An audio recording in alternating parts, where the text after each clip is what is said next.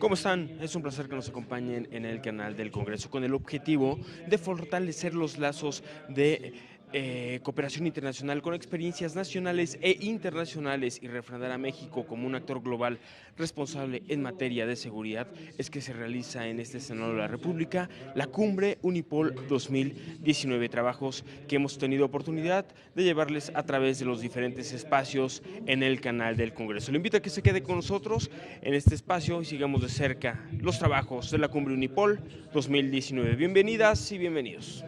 Este delicado tema. A mi amigo querido Nisim, que está con nosotros, que también créanme que ahorita que puedan ustedes escuchar su ponencia, se van a dar cuenta de la calidad y el nivel de preparación que tiene mi excelente amigo. Le voy a dar inicio a la ponencia de mi estimado maestro. Adelante, Edgar Várquez Cruz. ¿Entras tú? Sí, entro yo. ¿Quieres allá o quieres aquí? No, aquí está perfecto. Aquí, Sí. bueno, es de Bien. casa. Ok, perfecto. Pues muchísimas gracias, muy buenas tardes a todos, ya prácticamente en el cierre final de este congreso. Quiero darle las gracias, en este caso, a la doctora Alma Lilia Luna por la oportunidad que me da de poder estar aquí con ustedes. Agradecer de regreso al doctor Armando Álvarez, que es un gran amigo y que me hizo la invitación. Y bueno, el día de hoy el tema que me atrae con ustedes es el tema de ciberseguridad principalmente, pero lo quiero ver como un tema que es una agenda digital sustentable dentro de la administración pública. Hemos hablado el día de hoy de diferentes tipos de temas de seguridad nacional, temas de ciberseguridad, temas legales, pero en realidad el tema de las cosas es que todo esto es un ciclo y lo queremos de alguna manera, lo quiero esquematizar de la siguiente manera. Pero antes me gustaría dar una introducción, cómo se encuentra hoy en día el país. Si me apoyan con la filmina siguiente, por favor. Realmente en México se empieza a ver el tema de ciberseguridad en el sexenio pasado, en el tercer informe de gobierno, donde se empieza a manejar lo que es el tema como tal de ciberseguridad, ya en un tema, en un foro legal, a través del Senado de la República, a través de la Cámara de Diputados, ¿sí? Pero hay un tema importante, nosotros lo vimos el año pasado, pero uno de los principales países en ciberseguridad, que es el Reino Unido, lo vio 10 años antes. Es decir, tenemos un desfase con respecto a las primeras potencias prácticamente de 10 años o más. ¿Esto qué nos lleva? Pues que nosotros, si queremos incursionar en temas de lo que es comercio electrónico, temas de compartir información con otras entidades de gobierno, digamos países más poderosos, tenemos que elevar nuestro nivel de ciberseguridad como gobierno, como empresas, pues para poder tener competencia. En este caso, a través de la UNAM, en el año 2013, se empieza ya a tener foros internacionales, foros nacionales, y pongo la academia porque la academia, igual que en este caso la Unipol, son academias que permiten romper paradigmas en temas muy claros, y el tema de ciberseguridad es un tema importante que se tiene que romper el paradigma. Como verán, apenas hace el tercer año del sexenio pasado empezaron a ver este tema como prioritario en temas de lo que es ciberseguridad. Continuamos con la siguiente filmina, por favor. Bien, para que tengan una idea, hoy en día, en el 2015, pues estábamos en los últimos lugares en temas de ciberseguridad. Hoy en día, lo que es en Latinoamérica, ocupamos el cuarto lugar atrás de lo que es Uruguay, ¿sí? Pero en realidad, si me apoyas con la siguiente filmina, estamos en el lugar número 66 del ranking mundial.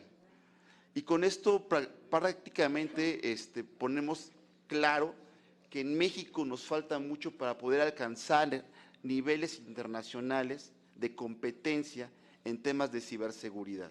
¿Sí? ¿Y esto a qué nos lleva? Pues que realmente tenemos que enfocarnos mucho, primeramente en crear una agencia que permita llevar este tema como un tema importante para poder cuidar la infraestructura crítica del país. Si me apoyas con la siguiente filmina, por favor. Bien, en el Plan Nacional de Desarrollo del 2013 al 2018 se empieza a hablar del tema de ciberseguridad y a través de diferentes entes, como en este caso la Secretaría de Marina, la Secretaría de Defensa Nacional, en su momento el CISEN, hoy en día el CNI, la PGR, hoy en día la Fiscalía General de la República, se empiezan a hacer esfuerzos por tener, en este caso, temas de ciberseguridad y darle continuidad a una agenda que en este caso se tenía el sexenio pasado. Pero aquí la pregunta específica en el tema de ciberseguridad que nos tenemos que hacer: ¿es posible crear una política de gobierno sobre un reto que no está definido? Y lo pongo así porque en México no está definido en lo que es el ciberespacio, ¿sí? Y de entrada entra otra materia que es el tema de proteger ese ciberespacio a través de esquemas de ciberseguridad. Si me apoyas con la siguiente, Filmina. Bien, la Guardia Nacional. La Guardia Nacional hoy en día, que nos atañe también un tema importante aquí, pues tiene una función también importante: cuidar la parte del ciberespacio, ¿ok? En la ley, en este caso de la Guardia Nacional, publicada este año, sí se realiza en este caso reacciones de vigilancia, identificación, monitoreo de red, de políticas, en este caso sobre todo páginas web que pueden ser, pues lo que comentaban aquí, inclusive ejemplificando lo que nos acaban de poner, pues que sean anómalos, ¿sí? Que tengan temas de ciberdelincuencia, chantaje o bien lo que es acoso, ¿sí? Y el otro tema es poder solicitar de manera formal a diferentes entidades, sobre todo carriers, de una manera legal, el poder tener acceso a la información de ciertas personas. Eso ya se puede hacer de manera legal y también de alguna manera ya está escrito en esta parte de lo que es la gendarmería. Si me apoyas con la siguiente, Filmina. Aquí las preguntas importantes es, en este tema no está mencionado lo que es infraestructura crítica, que en este caso pueden ser empresas, centrales eléctricas, inclusive lo que es todo el tema de redes SCADA, que aunque cae en un tema de seguridad nacional, es algo que se tiene que empezar a evaluar también en monitoreos a través de la propia gendarmería. Otro ejemplo es la parte de SPEI, que surgió en el Banco de México precisamente el año pasado, y es un ejemplo, o sea, ahí no se habla la cantidad o el tema de impacto que se tuvo con el tema de transacciones anómalas que se generaron el año pasado, ¿no? Y esto también se tiene que estar vigilado de alguna manera, que existen entes que lo vigilan, pero es importante también tener ya claro cómo vamos a trabajar el tema de ciberseguridad en México como un ente. Si me apoyas con la siguiente, Filmina, por favor. Bien, a lo que quiero llegar es a lo siguiente. Miren, en México yo llevo aproximadamente 24 años trabajando en temas de tecnología. Inicié prácticamente con el sistema operativo más básico en México hasta el más avanzado. He tenido la oportunidad de trabajar en diferentes compañías nacionales de muy buen nivel, sin dar nombres ni apellidos para no caer en un tema comercial, y he trabajado para el sector público en temas de seguridad. He trabajado con la Embajada de Estados Unidos en México en temas de lo que es Plan Mérida, pero yo lo que veo en México es que en México no existe una estrategia, porque lo estamos viendo nosotros como políticas, procesos, procedimientos, en un tema de una tendencia plana. Y mientras eso nosotros lo sigamos viendo, México no va a poder avanzar. ¿A qué quiero llegar con esto? La seguridad, de entrada, es un ciclo, es una metodología. Miren, en 1999 existía un libro que se llamaba el Orange Book, que con mucho gusto los comparto, lo pueden encontrar en internet, y fue el parteaguas en seguridad en Estados Unidos para empezar a generar políticas, procesos, procedimientos en este tipo de países y en México igual, y de ahí se derivaron una cantidad de certificaciones como ISO 27001, certificaciones del más alto nivel agente de tecnología como CIF, CISA, CISM, en fin. El tema es que en México no tenemos nosotros una metodología ni un ente que regule la compra de tecnologías de seguridad informática. Cada sexenio se compran tecnologías, se quitan proyectos, se ponen proyectos, pero no existe una continuidad en los proyectos. Esto enmarca una gran cantidad de dinero que se ha invertido y que se ha perdido en proyectos por no darle continuidad en los procesos, en las políticas y sobre todo en la parte de la implementación. Si me apoyas en la siguiente, Filmina, por favor. Bien, yo quiero concluir prácticamente con que es importante, y hago un exhorto al Senado de la República, porque nos esforcemos por tener, en este caso, primero que nada, darle continuidad al tema de ciberseguridad que se había planteado el sexenio pasado, que es algo muy importante para México. Segundo, que lo veamos como un ciclo, como una metodología, donde lo que se tiene que hacer son 4 elementos básicos en temas de ciberseguridad. Hacer un levantamiento de información, un diseño, una implementación, una administración, y volvemos a regresar a evaluar, y eso se tiene que hacer en prácticamente todas las infraestructuras. Hoy en día tenemos un manual administrativo de gestión informática, de tecnologías de información, de seguridad informática, se llama McPixie, pero es un manual, no es una metodología, que hay que ser claros, ¿no? Esto que nos lleva a que mientras nosotros no tengamos este ciclo claro, si ustedes se fijan en la filmina, es como si fuera un ciclo que va hacia arriba, que se tiene que tener mejoras. Lo que tenemos que planear nosotros es, como México, que en cuanto se termine un sexenio o se termine un tema político, se le dé continuidad al tema de tecnologías. Porque cada vez que iniciamos un sexenio, se terminan los proyectos y es el tema de nunca terminar, ¿sí? Es una grave crisis que tenemos en cuestiones de tecnologías de información y que recae en un tema de ciberseguridad o seguridad informática, ¿sí? La ciberseguridad hay que plantearla de manera correcta. No es un tema que se tenga que echar a la borda, es un tema que se tiene que abordar de una manera constante.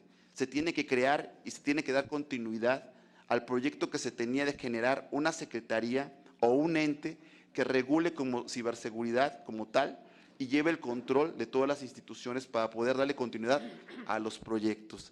Prácticamente con esto concluyo mi participación y espero haber sido claro en este sentido y perdón si herí susceptibilidades, ¿verdad? Gracias.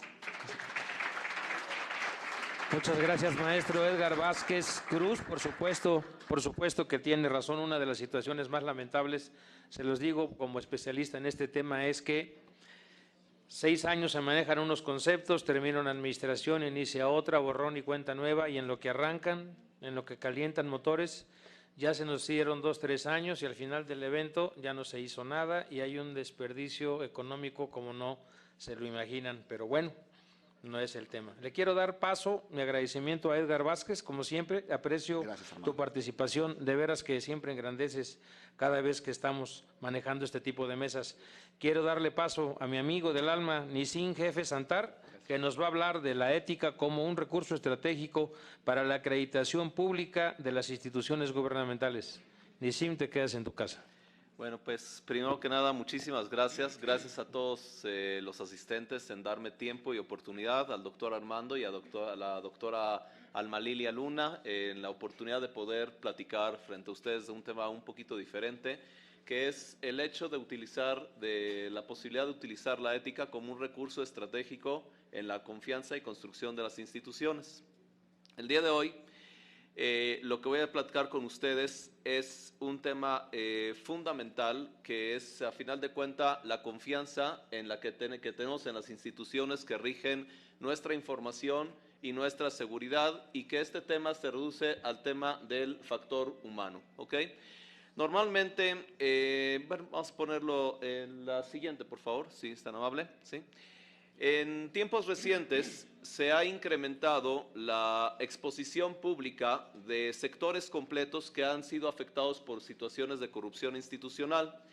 Cuando me refiero a que se ha incrementado la exposición, evidentemente ha sido no solamente por señalamientos de temas gubernamentales que han sido correctamente señalados en diferentes sectores, sino también circunstancias que tienen que ver con la información que prevén los medios y con circunstancias que están sujetas precisamente a las redes sociales. Cuando se evidencia a través de una red social o a través de un señalamiento el comportamiento poco honesto de una organización y una institución. En el slide que ustedes pueden ver en este caso en sus pantallas, van a poder ver los ejemplos de lo que ha surgido en el último periodo, comenzando con circunstancias que tuvieron que ver con empresas en el sector particular, con el hecho de que toda la logística de hidrocarburos del país se detuvo por circunstancias que tenían que ver con la deshonestidad en el traslado y uso de las mismas, con la acusación de sectores completos de haber utilizado hidrocarburos de manera incorrecta, con el señalamiento de lo que está sucediendo actualmente en el sector de, ¿cómo se llama?, en el sector de la operación de puertos, el uso de los recursos por parte de instituciones, y todo lo que estoy ahorita hablando y señalando no son meramente circunstancias individuales. Se está acusando a las instituciones y se está acusando a sectores completos de circunstancias de deshonestidad. Y normalmente estos temas no solamente tienen que ver con el hecho de la afectación de los recursos privados y públicos. Se está hablando ya del riesgo del vacío existencial institucional, o sea, en el sentido de que las instituciones son señaladas en términos de deshonestidad al grado de que ya no pueden desempeñar sus funciones, y la amenaza más inmediata de las mismas es inclusive la extinción de esas instituciones para su renacimiento aparentemente en instituciones nuevas. De hecho, este tema es tan importante que en el contexto de lo que actualmente está viviendo el país, que son las negociaciones de los aranceles, se citó de manera específica el hecho del Instituto Nacional de Migración como señalamiento de que se debía de combatir la corrupción de la institución como condicionante para el retiro de la amenaza de los aranceles. Como dijo el señor Core, yo no soy político, yo no soy experto en la materia de ética institucional, pero lo que les puedo decir es de que de manera creciente el tema ético se ha vuelto un tema relevante en el funcionamiento de las instituciones, en la capacidad de poder acreditar el funcionamiento frente a la ciudadanía. Siguiente, por favor. En ese sentido, quiero citarles lo que no ha funcionado. ¿Ok? Lo que no ha funcionado es entender la ética como una norma y un procedimiento, y entender la ética como un control de confianza. Usualmente el tema de la ética se ha tratado desde la confiabilidad de las personas. Antes de entrar en la confiabilidad de las personas, cuando comenzó la era, vamos a decir una forma, la apertura democrática en México, cuando hubo la transición de los gobiernos, en principio en el caso del gobierno Vicente Fox, se trató de traducir la confianza institucional en circunstancias de mejores prácticas mundiales. Por lo tanto, se acudió al tema de la normatividad en un esfuerzo de traducir la operación de las instituciones en confianza ciudadana. Y evidentemente eso no funcionó. ¿Por qué razón? Primero que nada, porque la ética no es una norma ni es un procedimiento. ¿Ok? Y segundo, porque en su momento no había la capacidad de traducir, de implementar las mejores prácticas a nivel mundial en las instituciones. No había capacidad de consultoría ni de despliegue en esa materia. Posterior a ello entró lo que se citó como es el Plan Mérida. Se citó la confianza en las instituciones, se tradujo en la confianza en las personas que constituyen las instituciones como tal. Y en ese sentido, la confianza se tradujo al tema famoso del control de confianza. Llámese que a través de algún mecanismo que empleara fisiología o psicología laboral o institucional, se tradujera mágicamente en las personas que constituyen la honestidad de las instituciones y se separara mágicamente las personas buenas de las personas malas, como si fuera alguna especie de magia. Evidentemente, este tema tampoco ha funcionado. ¿Por qué razón? Porque la ética tampoco es una aptitud que se traduce de manera mágica a través de un mecanismo fisiológico o psicológico. A nivel mundial no existe una acreditación en ninguna legislación que traduzca ningún tipo de examen en ningún tipo de confianza. Entonces, en ese sentido, tampoco esa estrategia puede ser funcional para poder levantar la acreditación o la confianza en las instituciones en las que depositamos nuestra información, nuestro dinero y el país en sí mismo, ¿no? En ese sentido también debo de citar que hubo una falta técnica, una falta de capacidad técnica de poder llevar a cabo el despliegue para la calificación total del personal que constituye estas instituciones. Pero primordialmente el tema no es una cuestión de capacidad técnica, no es un tema presupuestal, es un tema en donde la ética simplemente no es una aptitud que se mide a través de algún magic box. Después de eso, estamos ahorita en una etapa en donde hay una incertidumbre, como cité en el slide pasado, ¿cómo se llama? En el slide pasado cité el tema de que se ha incrementado la increpancia de las instituciones en los señalamientos por tener temas de deshonestidad, existente o no existente. Y entonces en ese sentido se está ahorita procediendo a llevar a cabo una segunda ronda, en un segundo intento de utilizar normas y procedimientos, esta vez actualizados en base a los protocolos establecidos en Basilea 3 y 4, para llevar a cabo implementación institucional en un formato tipo ISO 37001 y otras metodologías que son similares en esa materia, pero hay que citarlo de manera muy clara. Se corre el riesgo claro de volver a caer en el mismo error que sucedió en el sexenio de Vicente Fox, en donde se trató este procedimiento y no había ni la experiencia ni la capacidad de poder llevar a cabo el despliegue de semejante normatividad. Entonces lo que corre ahorita en riesgo es de que van a pasar otros 3 años antes de que siquiera exista la capacidad de la confianza institucional, y por supuesto que el proceso, por la prisa que se tiene de tener confianza en las instituciones, se diluya como sucedió hace 3 sexenios. Ese es ahorita el riesgo de lo que podría volver a pasar en esa materia. Y entonces en ese sentido vengo a hacer precisamente una propuesta. Por favor, el siguiente slide. Hay algo que sí pudiera funcionar, que es el hecho de que tomemos las capacidades y los recursos que son amplios en este país y se constituya una normatividad mexicana de ética y cumplimiento institucional. Ustedes van a preguntar, ¿en qué se va a constituir esa normatividad? ¿En qué se va a constituir si no es una materia internacional? Por supuesto, observando los aspectos de materia internacional, pero les puedo decir que tenemos bastante experiencia en esa materia, y no lo cito en mi persona, sino en los recursos que hay en México en esa materia. Las bases de una normatividad que puede llegar a tener la posibilidad de constituir un elemento de confianza institucional se basa en metodología científica, transparencia de la información y, por supuesto, acreditación legal, técnica y académica que avalaría esta normatividad. ¿En qué sentido constituye esta normatividad? Las bases de la calificación de las calificaciones institucionales deben, por supuesto, de construirse parcialmente en los mecanismos actuales de control de confianza. No se está retirando aquí una idea de retirar los controles de confianza, nada más hay que entender que los controles de confianza no constituyen la capacidad institucional. Hay una diferencia entre la confianza individual y la capacidad institucional en esa materia.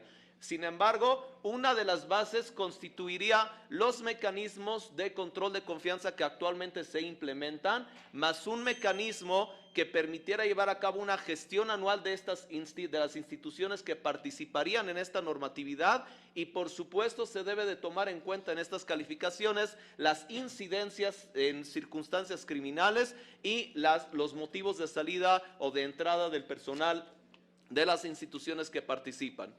Uno de los parámetros centrales de calificación de esta normatividad, el tiempo que tengo disponible para ustedes no me permite explicar esto con todo el lujo de detalle, pero nada más voy a poner los principios de estos parámetros como tal. Debe de ser basada las calificaciones en circunstancias que tienen que ver con el balance económico individual de la persona o imbalance económico. Más adelante explicaré qué significa eso.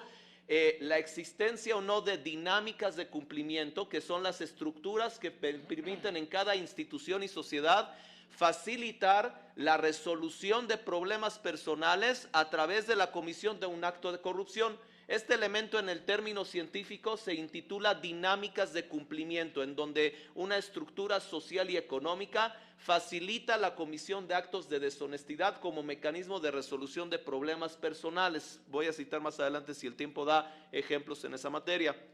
Y por último, en otro aspecto, en estos parámetros que rigen una normatividad mexicana de ética y cumplimiento, la capacidad constituida de poder codificar los retos de ética que constituyen cada institución a través de semejante plataforma.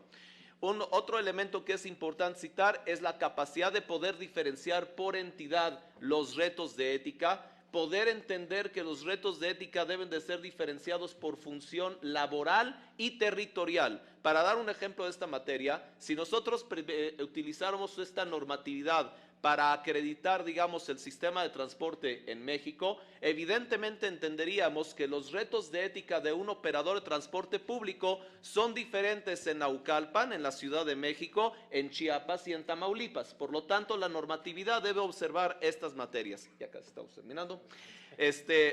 Otro aspecto que se debe obviamente comprender es de que semejante mecanismo y normatividad no puede estar sujeto a un factor humano para la calificación o descalificación. Puede haber un mecanismo de opinión, pero no de emisión de resultados individuales ni institucionales. Debe ser un mecanismo completamente automatizado.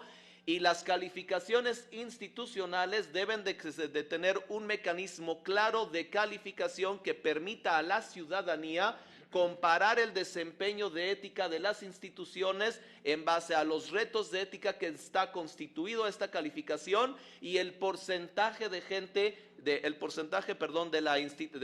la gente que constituye la entidad que aprobó estos mecanismos o esta normatividad, no en un mecanismo discriminatorio, no en un mecanismo de descalificación individual o institucional, pero entender la ética como un mecanismo de competencia entre las instituciones, así como hay hoy en día calificadores de riesgo financiero que permiten establecer si el buró de crédito otorga una tarjeta de crédito de un nivel o de otro o no la otorga, porque hay una competencia en la población por un desempeño financiero. Entender la ética como un desempeño institucional que permita girar un mecanismo de competencia público entre las instituciones, y eso significaría una transformación a todo el modelo de control de confianza y una transformación al hecho de que las instituciones van a perseguirse a sí mismas para ser más honestas una entre las otras. Un último aspecto que vale la pena mencionar, y con esto concluyo mi disertación, tiene que ver con quién paga la factura de semejante normatividad. Normalmente en la estrategia del control de confianza, el punto se ha visualizado los controles como un gasto y no como un bien estratégico, como un gasto en el sentido de que quien carga con este procedimiento son las propias instituciones de seguridad o las propias instituciones que se ven obligadas por los retos de ética de la sociedad a protegerse a través de estos mecanismos de control de confianza.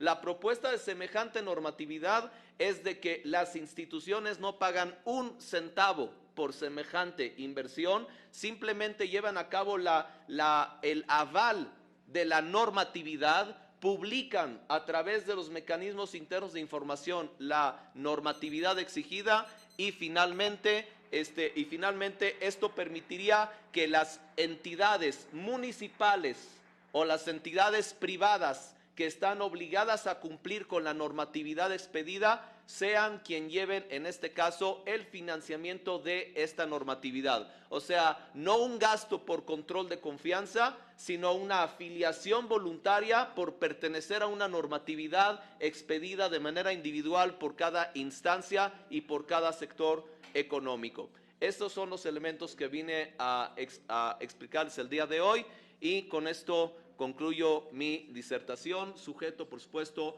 a su tiempo y a sus dudas. Y obviamente, pues, bueno, no sé si hay antes de dar un agradecimiento.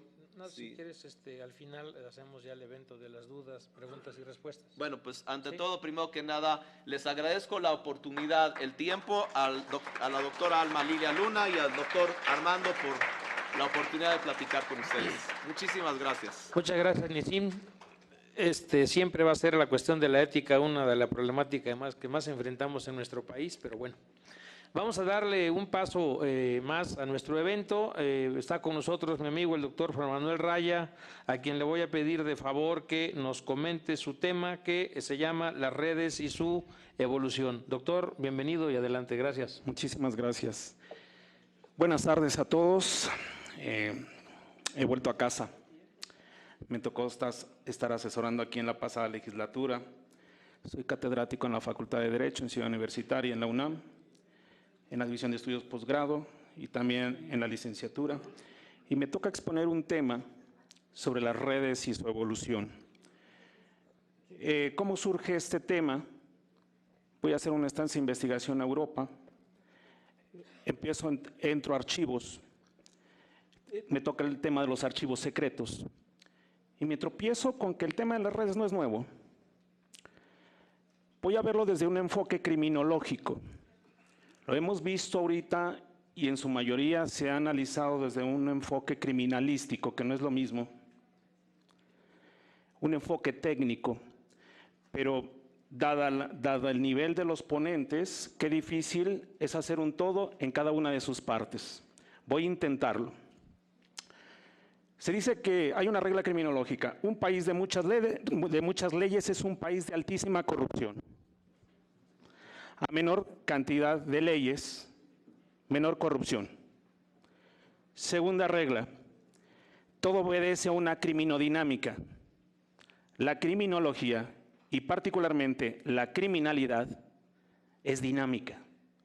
Si nosotros estamos pensando que con iniciar ahorita una especie de paliativo, vamos a estar al ritmo de lo que se está presentando, yo creo que no vamos desfasados 10 años, yo creo que vamos desfasados un siglo, porque precisamente la eficacia de la criminalidad está en la capacidad de aceleración que tiene. Cuando hay hiperaceleración en sus distintas células, se convierten en nodos y se convierten en núcleos. ¿Por qué estamos viendo ahorita el boom en materia de petróleo? Porque el narcotráfico ya no era el primer negocio. Entonces las células se hiperaceleraron y empezó a producir otro negocio y ahora tenemos una diversidad de cárteles y cualquier cantidad de cosas impresionantes. Pero bueno, vamos a la primera lámina, por favor. Todos conocemos esto. Hay un antes y un después para el mundo de este tema, incluso en materia de lavado de dinero. Luego entonces, ¿cómo englobar tantos temas que tenemos aquí atrás? Pues yo creo que me atrevo a decir que es una mesa literalmente de seguridad nacional. Porque si no, no alcanzamos a englobar tantos temas.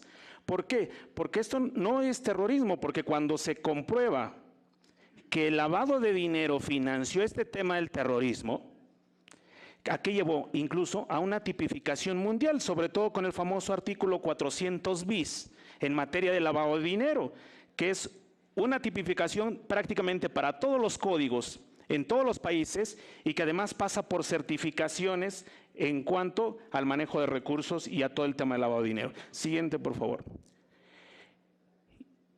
Y este mapa que estamos poniendo aquí, este esquema, ojo con el tema de las triangulaciones. No es nuevo, son las rutas comerciales del siglo XVI. Fíjense qué interesante. Cuando España descubre América, pues ¿qué tenemos? Pues una globalización. O sea, las globalizaciones no son nuevas. Es decir, hay una frase de Alberto Einstein muy interesante que dice que la energía no se crea ni se destruye, solamente se transforma. La criminalidad no se crea ni se destruye, solamente se transforma y se actualiza a las condiciones que nos está tocando vivir. ¿Qué le tocará vivir a las generaciones que vienen en 50 años? Si hoy tengo un celular y resulta que en 6 meses ya quedó obsoleto, pues ¿de qué vamos a estar hablando en 50 años? Siguiente, por favor. Cuando empieza el transcurso del tiempo, empieza el tema de los mercados. Y fíjense que las rutas mercantiles empiezan a diversificar. Empiezan las potencias a emerger y empieza a surgir lo que se denomina ya desde aquel tiempo triangulaciones marítimas.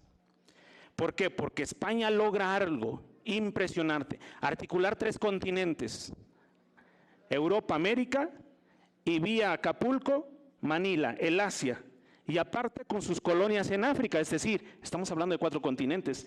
Díganme que esto no es una globalización. Siguiente, por favor. Le agregamos otra cosa más, siglo XVI de esta investigación, vínculos entre los miembros de la red. Además, empezamos, una vez que se ha diversificado y que se empieza a hablar de triangulaciones, empezamos a hablar de redes. Pero ¿cómo se fortalecen esas redes? Y ahorita lo tocaba muy bien el ponente que me antecede. ¿En base a qué?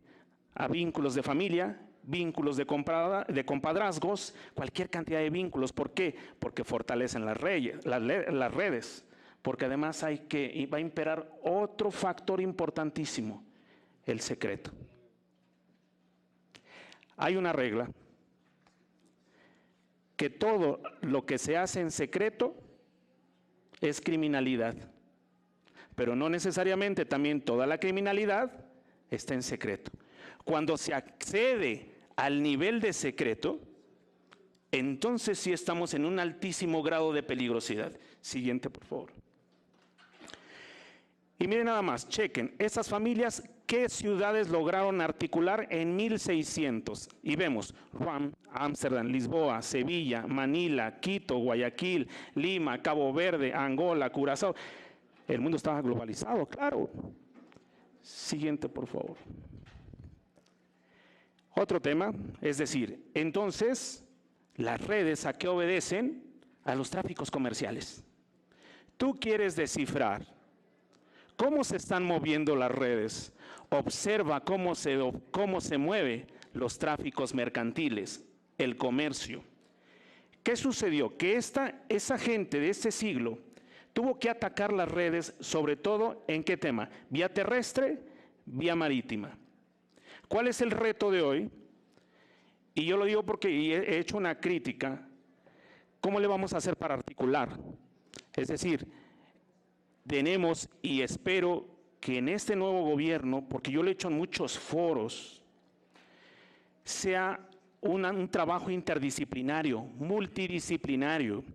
Aquí tienen que entrar abogados, sociólogos, criminalistas, tienen que entrar cualquier cantidad de ramas. ¿Por qué? Porque hay un problema. No estamos yendo a la génesis, al origen del fenómeno. Lo estamos intentando detener, pero no resolver. Son dos cuestiones muy diametralmente distintas. Siguiente, por favor. Voy a darle rápidamente lectura a esta parte. Dice, en tal sentido, las redes de la sociedad son nuevas sociedades basadas en el conocimiento organizado en torno a redes y hecho en parte por las corrientes intelectuales. El dinero, la información, los objetos, la gente se mueve por medio de ¿qué? De corrientes y crean una sociedad en la que la base material para todos los procesos se componen de corrientes y en la cual el poder, las riquezas están organizadas en redes globales, donde además la información fluye. ¿Qué importancia el tema de hoy de la información? Porque si yo tengo información, ¿qué negocio voy a hacer con mi compañero? Por adelantado, ese negocio va a ser exitoso. Entonces hoy en día la información, ¿qué significa? Ir 10 pasos adelante. Siguiente, por favor. El secreto, por tanto, es un hecho determinado sociológicamente que caracteriza las relaciones recíprocas entre los elementos de grupo, o mejor dicho, que junto con otras formas de relación constituye una relación global. Con la creación de las sociedades secretas, el secreto se extiende a todo un grupo como tal. Siguiente. Miren cómo se siguió diversificando. Con el paso del tiempo, no me voy a detener porque ya me tocaron la campana y no quiero que me salve la campana aquí, por favor. Siguiente, por favor.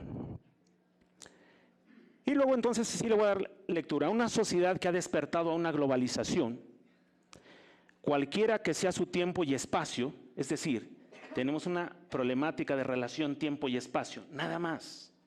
¿Qué tenemos que hacer? Tener la capacidad de adaptarnos como una buena planta, que se adapta a las circunstancias que nos está tocando vivir, pero no es algo que no se pueda combatir, sí se puede hacer.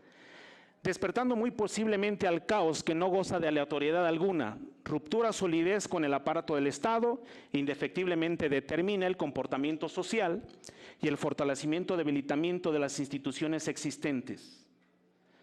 Por eso es que las instituciones hoy en día están tan desacreditadas, resquebrajadas. Y ya me apuraron, en esta lámina no es otra cosa que las rutas aéreas. Es decir, exactamente las mismas rutas que tenemos en las rutas marítimas. Y viene lo más interesante. Siguiente, por favor. Esto es hoy en día. ¿En qué cambió? Solo se masificaron. Es prácticamente, estamos hablando de lo mismo, solo que masificado.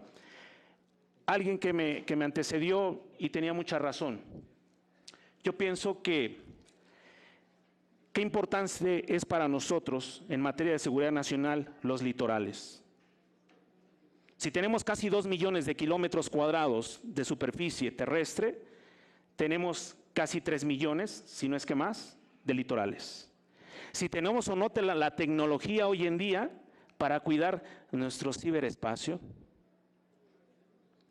Yo no sé hoy en día, y esto lo planteé en la Armada de México, en la Secretaría de Marina, si tenemos la tecnología para verdaderamente identificar si en este momento tenemos un satélite sobre nuestro espacio aéreo, pero está a tales altitudes que solo las potencias cuentan con esa tecnología. Y me adelanto, también lo comentaban en algún momento en una de los ponentes. Creo yo que si algún día se desata una guerra mundial, va a ser ciberespacial, va a ser satelital, ya no va a ser terrestre. Y finalmente concluyo, porque aquí el tiempo apremia. ¿Qué importancia hoy en las universidades tener criminólogos, tener esa carrera de criminología que ha sido tan abandonada? No todo es derecho penal. Por eso no está funcionando el nuevo sistema y lo sostengo. Por lo menos no lo que estamos receptuando en la calle. Y me atrevo a decir esto porque tengo obra publicada, porque tengo casi 18 años impartiendo en la Universidad Nacional, porque he recorrido todo el país preparando gente de Poder Judicial de la Federación, mucha gente, porque he litigado, porque he estado en cuestiones de seguridad pública al frente, también como dirección. Y me atrevo a decir, qué error creer que con un cambio de sistema íbamos a resolver esto. Y lo dije en su momento, puede ser la gota que derrame el vaso, porque estamos echando por tierra 200 años de un sistema. ¿Qué pasa si el sistema que teníamos solo lo hubiésemos fortalecido? Es decir, adaptado a las necesidades de hoy, pero no borrar todo, porque para que esto tome su paso, seguramente pasarán 30 años. Y acá afuera, la gente no va a esperar 30 años. Por mi raza hablará el Espíritu. Muchas gracias. Muchas gracias, Juan Manuel. Excelente.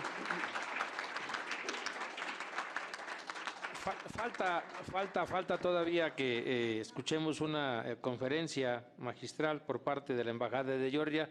Yo nada más quisiera concluir, de veras que traía yo una presentación, pero ya con estos tres escuderos que tengo aquí, pues yo ya que puedo decir, ¿sí?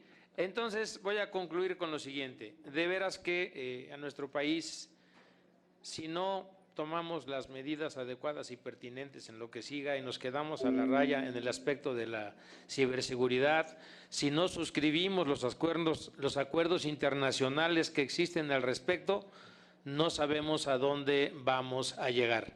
Lo que sí es muy importante es sumarnos a todos los esfuerzos, sumarnos a todos los esquemas, sumarnos a todo este tipo de eventos de esta naturaleza, porque eso trae consigo y conlleva a que nosotros, la sociedad de manera particular, la sociedad académica, la sociedad científica, sí estamos preocupados por lo que venga. Tiene mucha, pero mucha razón Juan Manuel. La siguiente guerra no sabemos dónde la vamos a librar. Si ustedes se dieron cuenta con lo que presentó, volvimos a lo mismo, pero ya en otro tipo de niveles, y esto sigue y sigue creciendo.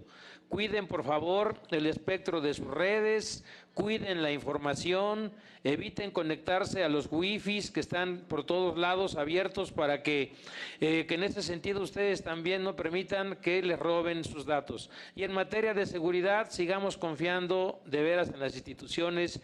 El esfuerzo de todos los que nos dedicamos a la seguridad pública no va a parar nunca. Para eso estamos y seguiremos sirviendo de la mejor manera, transparente, honesta, con una vertical consistente. Muchísimas gracias y antes de despedirme de mis amigos, Nisim, de Juan Manuel y de Edgar, si me permiten voy a hacerles entrega de unos reconocimientos.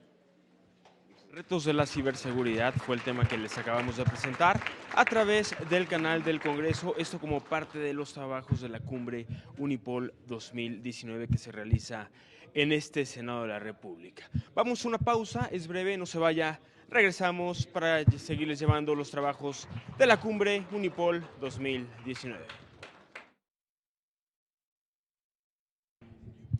Es un placer que sigan con nosotros en el canal del Congreso, continuando llevando para todos ustedes la cumbre Unipol 2019. En este momento llevaremos hasta su pantalla la conferencia magistral por parte de la Embajada de Georgia, el excelentísimo embajador Surab Eristavi. Le invito a que se quede con nosotros en el canal del Congreso. Bienvenidas y bienvenidos.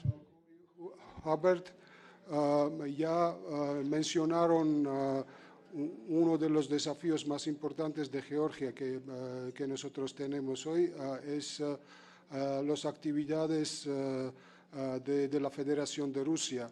Y eso se averó durante, podemos pasar al siguiente, por favor, durante la guerra de 2008, que se llama la guerra de agosto, o la guerra de 5 días, y durante estos 5 días, antes y durante y después, el sistema cibernética de Georgia fue atacada muy fuertemente. No solamente subimos ataques militares, pero ciberataques también muy fuertes y se averó que nuestros sistemas no estaban preparados para este tipo de agresión y se averó que los sitios oficiales de nuestros ministerios, instituciones públicas fueron destabilizados y no funcionaban durante días. Y después de este incidente realizamos que necesitamos un trabajo muy serio y paso a paso empecemos a construir la seguridad de nuestro sistema cibernética. Siguiente, por favor. Obtuvimos la estrategia de seguridad nacional y según esta estrategia empezamos a constituir diferentes instituciones.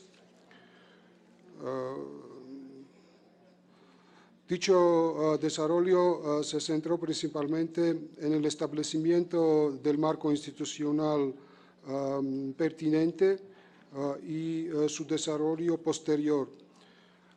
Por ejemplo, en 2010 se estableció, siguiente por favor, la Agencia de Intercambio de Datos bajo la dirección del Ministerio de Justicia de Georgia. Aquí aparece solamente 2 ministerios que tienen un papel muy importante en el sistema, es el Ministerio de Defensa y el Ministerio de Interior, pero muy importante lugar tiene también el Ministerio de Justicia de Georgia, teniendo en cuenta que Georgia es un país avanzado en gobernanza electrónica y gobernanza abierta. Tenemos que cuidar a este sistema. Se asignó a la agencia la tarea de proteger los sistemas de información críticos para el país e introducir estándares de seguridad de la información. con el objetivo de garantizar la ciberseguridad. En el campo de la defensa, en 2014 se estableció la Oficina de Ciberseguridad que funciona dentro del sistema del Ministerio de Defensa de Georgia.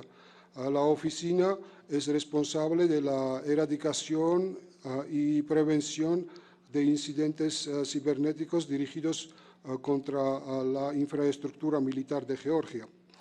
En 2012, la División de Lucha contra el Delito Cibernético se estableció en el Departamento Central de Policía Criminal bajo el Ministerio del Interior de Georgia. La división es responsable de la investigación de incidentes cibernéticos en todo el país. En 2015, las reformas se implementaron en el Ministerio del Interior de Georgia y el bloque de seguridad nacional se separó del ministerio y se estableció como una agencia independiente, el Servicio de Seguridad del Estado. Y finalmente, el gobierno que está coordinando el trabajo de estas instituciones. La competencia del gobierno de Georgia cubre cuestiones de ciberseguridad con el objetivo de facilitar la implementación de las funciones antes mencionadas. En 2014 se creó el Consejo de Seguridad del Estado y Gestión de Crisis bajo la subordinación del primer ministro de Georgia. El Consejo es responsable del desarrollo de un marco básico para la política de ciberseguridad y proporciona recomendaciones relevantes en relación con el desarrollo del sistema de ciberseguridad para el gobierno de Georgia. El Consejo es responsable de la coordinación de las agencias relevantes en el proceso de identificación de amenazas cibernéticas y desarrolla medidas relevantes para la neutralización y mitigación de las amenazas antes mencionadas.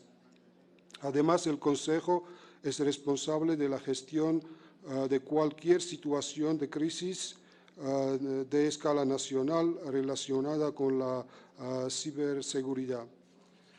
Siguiente, por favor.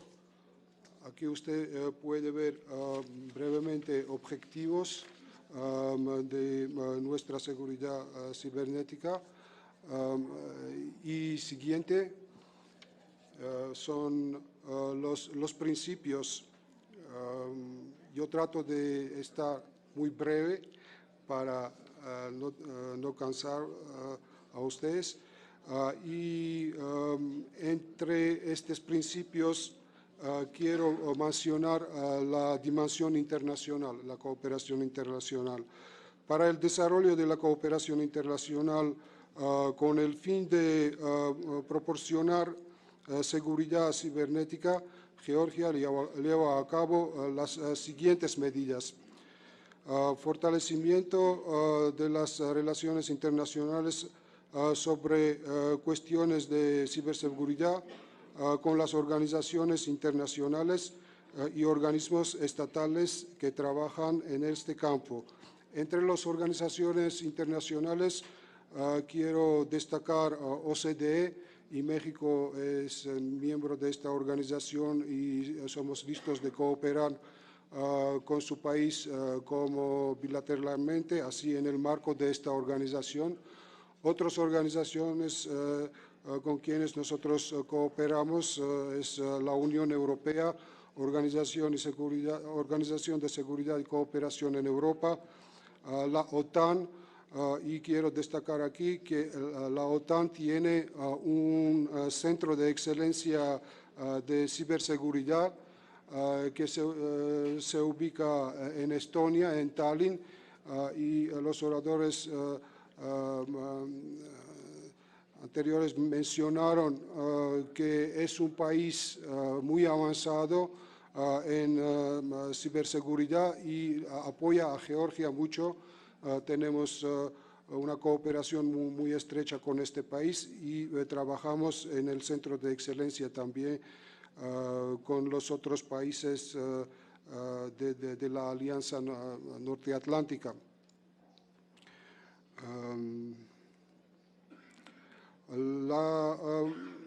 Quiero mencionar también la cooperación con equipos de respuesta ante emergencias informáticas. En inglés, estos equipos se llaman Computer Emergency Response Teams, CERT en la abreviación. Y en cada país tenemos esta cooperación con estos equipos y espero que tendremos una cooperación parecida en México también. Y el último componente de nuestra cooperación internacional es la creación y desarrollo de un centro regional de investigación y estudio de seguridad cibernética. Es que nosotros ya tenemos bastante experiencia y la infraestructura, posibilidades técnicas, y Georgia aspira a convertirse en un proveedor regional de servicios de seguridad cibernética y tratamos de crear un centro de investigación y de preparación de los profesionales en ciberseguridad para nuestra región y después vamos a ver a nivel internacional también. Por eso Georgia está abierta para la cooperación internacional y especialmente para la cooperación con un país como es su país, México, que tiene ya una gran experiencia en este sentido. Muchas gracias.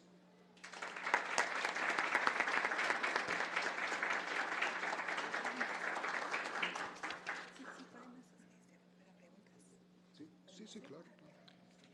Abrimos el piso para preguntas que tengan.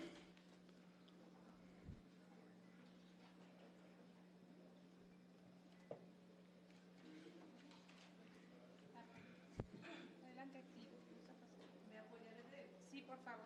Si pasa al frente.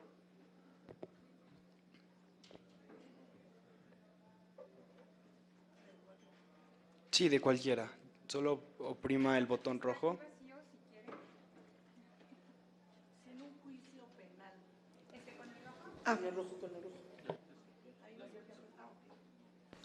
Perfecto.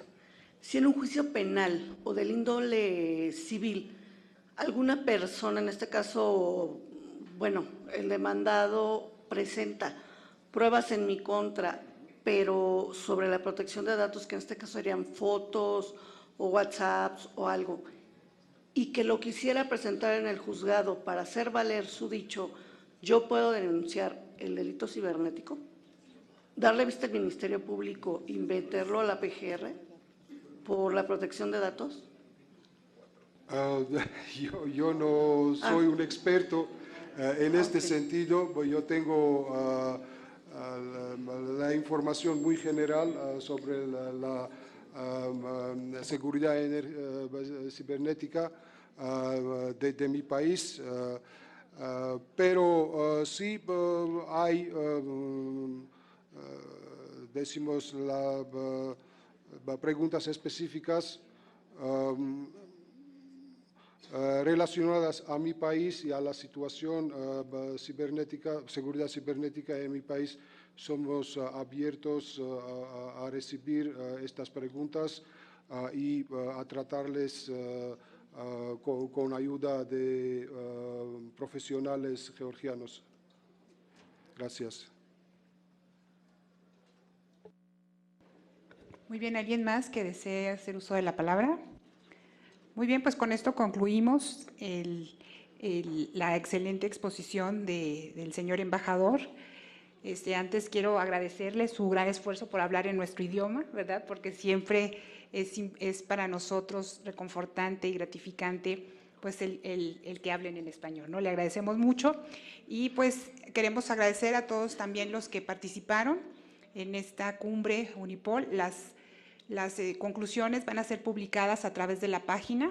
Todos ya tienen el www.universidadpolicial.com, www.eped.edu.com, y quisiera pues agradecer a las personas que en este momento pues son los que llevaron toda la logística, ¿verdad? Yo creo que sin las personas de intendencia, los choferes, la gente que nos apoyó en el lugar, ¿verdad? Independiente, ya se le dio gracias al senador Mancera, al doctor Carlos Correa, que fue el que intervino para nosotros con este espacio. Muchas gracias, doctor.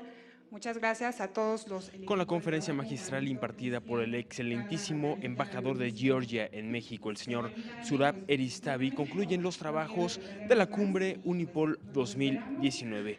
Cumbre que tuvo una duración de 3 días y que se llevó a cabo en la sede del Senado de la República. Cumbre que tuvimos oportunidad de llevarles a través de los diferentes espacios del canal del Congreso, donde se abordaron los temas de Guardia Nacional, protección de datos personales, ciberseguridad y migración. Asimismo, esta cumbre tuvo por objetivo refrendar a México como un actor responsable a nivel mundial en materia de seguridad. Es así como a través del canal del Congreso les llevamos las diferentes actividades legislativas y parlamentarias de esta 64ª legislatura. De este modo hemos llegado al final de esta transmisión, pero le invito a que se quede con nosotros en la programación del canal del Congreso, donde tenemos una amplia variedad de contenidos a su disposición. Por mi parte es todo, por su atención, gracias. Hasta la próxima. Quédese en el canal del Congreso.